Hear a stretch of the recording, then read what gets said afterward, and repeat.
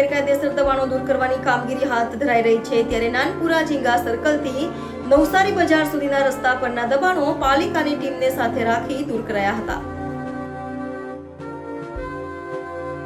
સુરતના 8મા વિસ્તારમાં આવેલો સગ્રામપુરા ઝીંગા સર્કલથી નવસારી બજાર જતા રોડ રસ્તાના વાહન ચાલકોને તકલીફ ના પડે તે માટે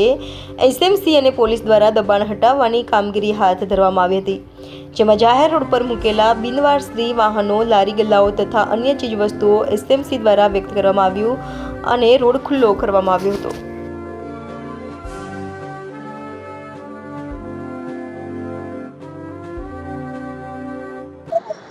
आज रोज माननीय पोलीस कमिश्नर श्रीना मार्गदर्शन हेठळ सूरत शहर में एवा रोड आइडेंटिफाई करवामां आवेला छे के जे लांबा समयथी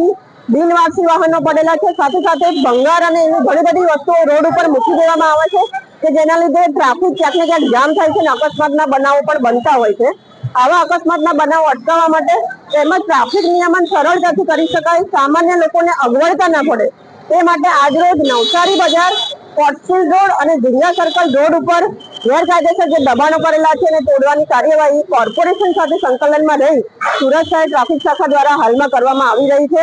અને આવી જ ડ્રાઈવ સુરતના જેટલા એવા રોડ છે કે જ્યાં ગેરકાયદેસર દબાણો છે, બિનવારસી વાહનો લાંબા સમયથી પડેલા છે, એવા રોડને ક્લિયર કરી અને ટ્રાફિકની સમસ્યામાંથી ક્યાંક ને ક્યાંક સુરતના શહેરીજનો છે એને છુટકારો મળે તેવા પ્રયત્નો સુરત સિટી દ્વારા હાલમાં હાથ ધરવામાં આવી રહ્યા છે અને અવારનવાર જે વાહન ચાલકો આવા વાહનો રોડ પર મૂકીને જતા રહે છે તેવું ન થાય તે માટે સુરત શહેર ટ્રાફિક શાખા દ્વારા અલગથી એક બંદોબસ્તની સ્કીમ બનાવી, ડિપ્લોયમેન્ટ પ્લાન બનાવી અને સ્પેસિફિક પીઆઈ કક્ષાના અધિકારીને જવાબદારી આપી અને ફરીથી આવું ન થાય તેવું સુનિશ્ચિત ચોક્કસપણે કરવામાં આવશે।